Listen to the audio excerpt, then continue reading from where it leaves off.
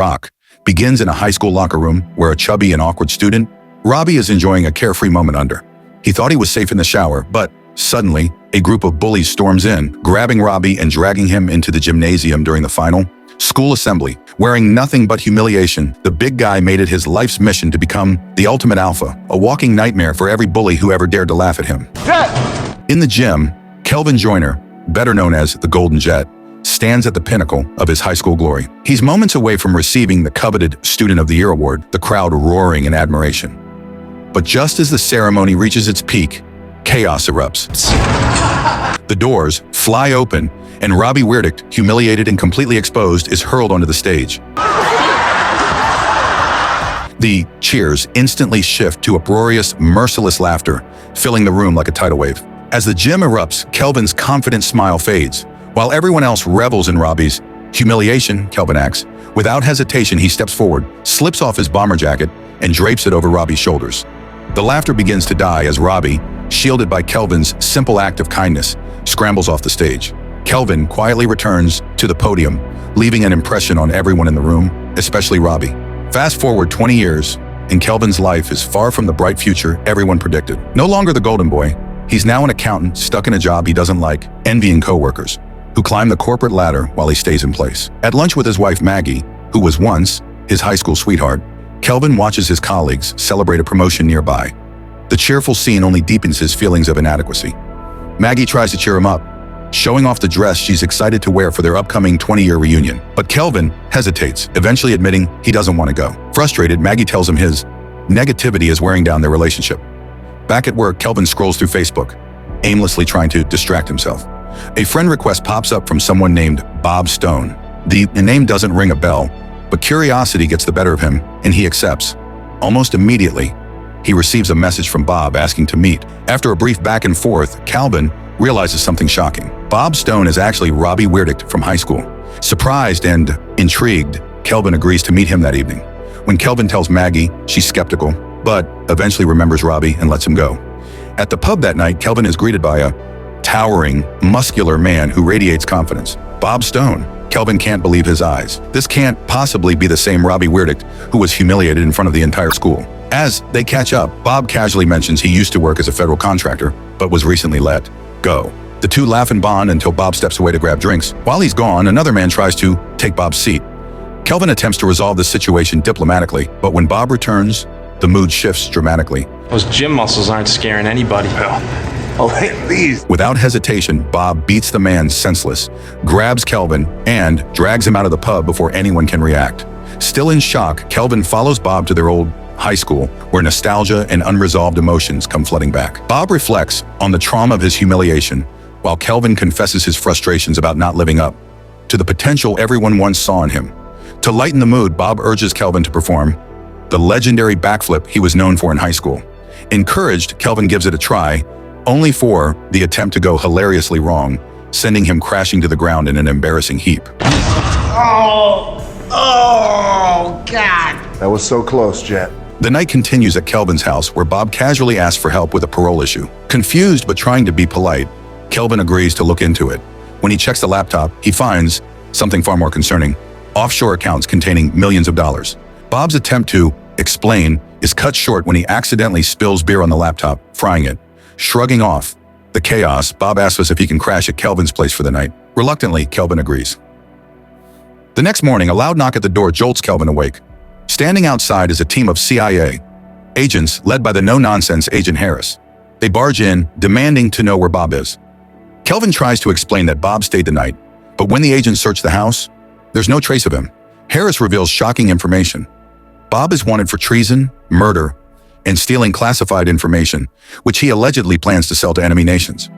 Calvin is stunned when Harris adds that Bob listed him as his emergency contact on official documents. Panicking, Calvin denies knowing anything, realizing he's been pulled into something far more dangerous than he could have imagined. At work, Calvin gets an unexpected call from Bob, who casually mentions he's hiding somewhere in the building. Calvin, panicked and desperate to distance himself from the chaos, immediately alerts the CIA. It's in the stairwell, 2 flights down. Alert Charlie team! Agent Harris and her team storm the office, but Bob, as slippery as ever, outmaneuvers them with ease. Setting off the sprinklers, he creates a scene of pure chaos, soaking everyone and turning the office into a waterlogged war zone. Before Calvin can slip away, Bob confronts. Are you in or out? He demands.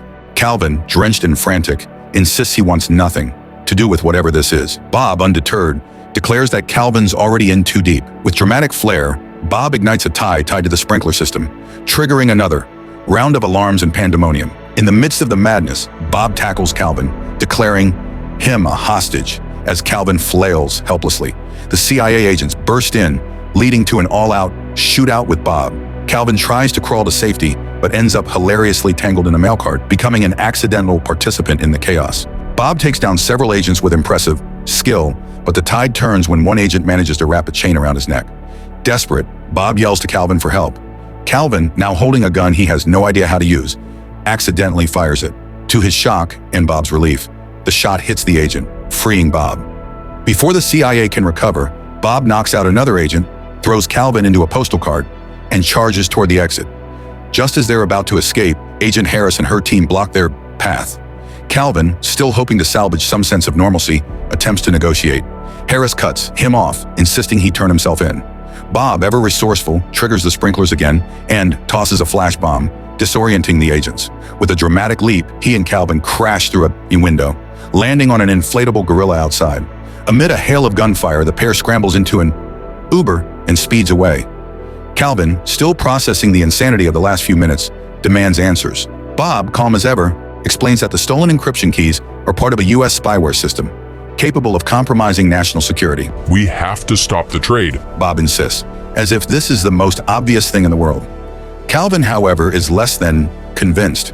He demands Bob turn himself in, but Bob reminds him that they're both now considered fugitives and need to clear their names first. Frustrated, Calvin grills Bob about Harris's accusations, pointing out that she claimed Bob stole the codes. Bob denies it, explaining that he and his partner Phil were tracking the notorious Black Badger during a mission.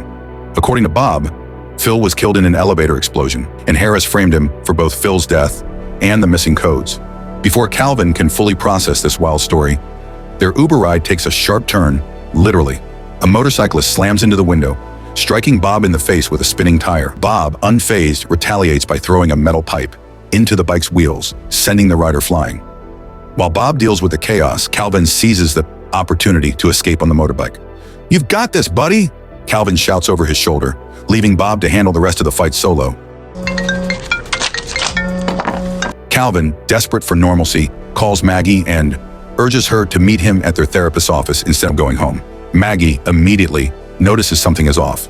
Before Calvin can explain, Agent Harris shows up. Get in. Forcing him into a van for questioning. Harris accuses Bob of being the Black Badger, claiming he betrayed his partner to steal the codes. However, she admits that Calvin's cooperation is crucial since Bob clearly trusts him. Calvin reluctantly agrees to help.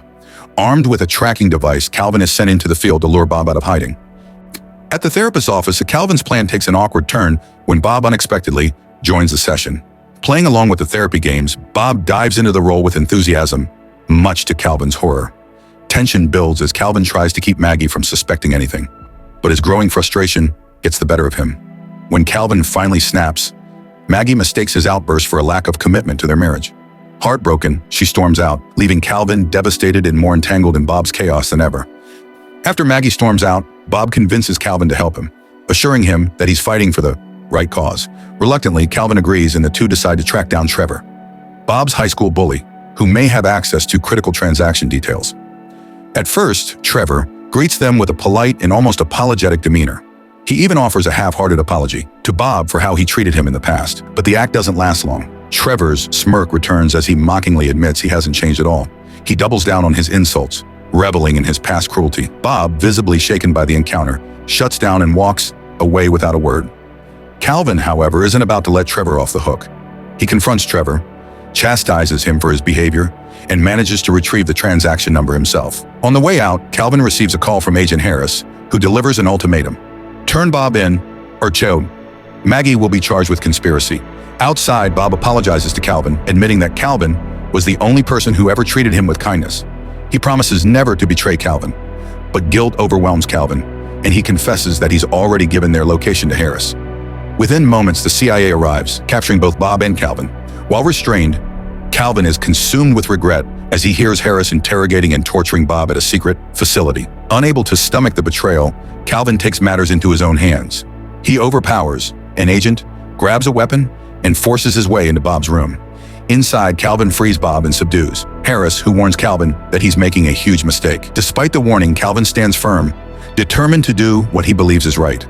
As they escape, Bob seems shaken and begins doubting himself. He insists he's just Robbie the tool and denies being a spy. Calvin confronts him, reminding Bob that his self-made persona, Bob Stone, isn't just a mask, it's who he's become. Drawing a parallel to his own nickname, Golden Jet, Calvin encourages Bob to own his identity and rise above his past. The pep talk works, and Bob finds his resolve. They shake hands, but Calvin notices Bob's fractured finger. Oh, God! Oh! A silent reminder of the risks they've taken. The two work together to escape, with Calvin unexpectedly taking out several agents along the way, even surprising himself. Maybe I'm a natural at this, He quips, before quickly realizing he's committing serious crimes. When a stolen key card fails to work, Bob calmly handles the problem by holding an agent at gunpoint to force their way out. They steal a vehicle, and Bob hands Calvin a phone, instructing him to input the transaction codes into a map. The data leads them to Boston, but they need a plane to get there. At a private airstrip, Calvin distracts a security guard with a hilariously overcomplicated story, while Bob sneaks into the hangar and pulls a plane onto the runway. As they take off, Calvin begins piecing things together and voices his suspicion that Agent Harris might actually be the Black Badger. When they land, the designated meeting location seems too exposed. Calvin spots an underground parking garage nearby and deduces that the trade must be happening there.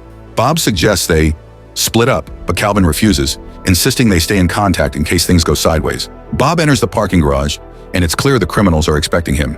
Meanwhile, Calvin, trying to be stealthy, spots Harris arriving on the scene. Convinced she's the Black Badger, Calvin follows her, but quickly gets caught up in the chaos. Inside the garage, Bob hands a package to the buyer, but just as the deal seems to be proceeding, the shocking truth is revealed. Phil, Bob's supposedly dead partner, steps out of the shadows. Grinning, he declares himself the real Black Badger. Calvin arrives at the worst possible moment, finding both Bob and Phil accusing each other of being the traitor. Before anyone can make sense of the situation, Harris bursts in, guns blazing, and chaos erupts. Calvin ducks behind cover, clutching the drives as bullets fly in every direction. Amid the chaos, Calvin makes a break for it, clutching the drives as if his life depends on it, because it does. A buyer pursues him in a car, but Bob swoops in, narrowly rescuing Calvin in the nick of time. As Calvin keeps running, he ends up cornered on a bridge. There, the final showdown begins.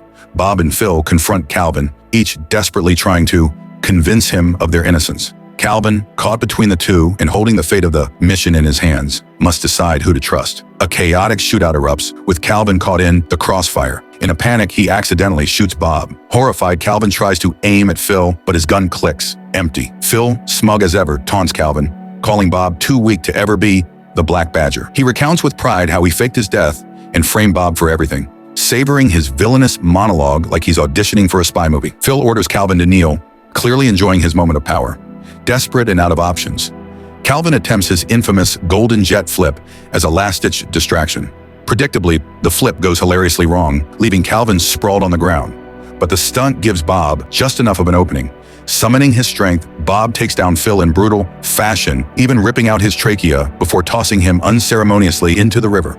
With the crisis finally resolved, Bob and Calvin hand the encryption drives over to Agent Harris. Surprisingly, she thanks them for their service, even suggesting Calvin consider a career with the CIA. Calvin, still processing the chaos, gives her a half-hearted laugh, clearly unsure if she's joking. At the high school reunion, Maggie confronts Calvin, demanding answers about his recent bizarre behavior. Before Calvin can stammer out an explanation, Bob steps in, charming Maggie with his humor and even joking about bringing their therapist to the event. Calvin, now more confident, tells Maggie that she's the reason he's happy with his life and that nothing else matters. Moved by his honesty, Maggie smiles, and they share a heartfelt kiss. Inside the gym, the prom king and queen are announced. To everyone's surprise, Bob is crowned prom king. Stunned, he hesitates for a moment, clearly overwhelmed. Of course, Trevor, still clinging to his bully persona after 20 years, seizes the opportunity to mock Bob in front of everyone. But this time, Bob doesn't cower. With a confident stride, he punches Trevor square in the face, knocking him out cold. Bob takes the microphone and delivers an emotional speech, thanking Calvin for helping him accept himself and reminding everyone that it's never too late to embrace who you truly are. The crowd erupts in applause.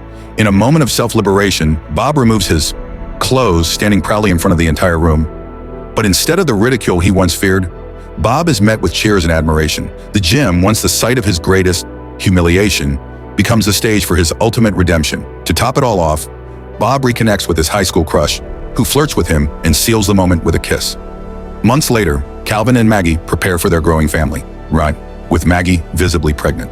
Outside their home, Bob arrives to wish Calvin luck on his first day with the CIA. As a token of their friendship, Bob hands Calvin his old high school blazer, a symbol of how far they've both come. The film ends with Calvin and Bob driving off into the sunset, their unlikely friendship stronger than ever. It's the perfect mix of absurdity and heartfelt connection, proving that even the strangest bonds can be the most meaningful.